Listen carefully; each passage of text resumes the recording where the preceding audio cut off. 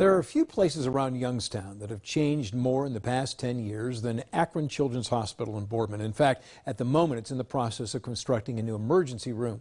Akron Children's also has a new CEO, and today he held a news conference to introduce himself and talk about the future. First News reporter Desiree Gosselin has the story. Akron Children's is planning to expand services under their new leadership. During a press conference today, their new CEO, Chris Gessmer, talked about where he thinks healthcare is heading in the next 20 years, specifically in behavioral health needs, something that has come to the forefront during this pandemic.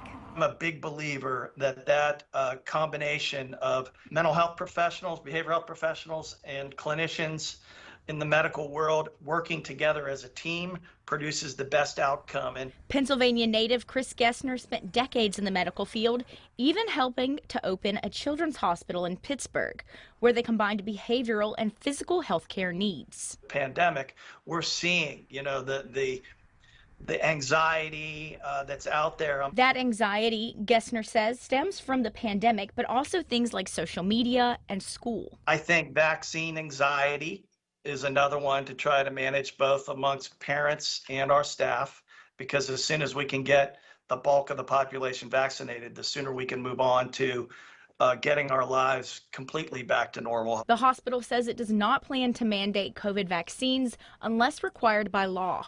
Instead, there will be mandatory weekly testing for anyone who chooses not to get vaccinated. So I think we are held to a higher standard as healthcare providers to try to get as many of our people vaccinated as possible.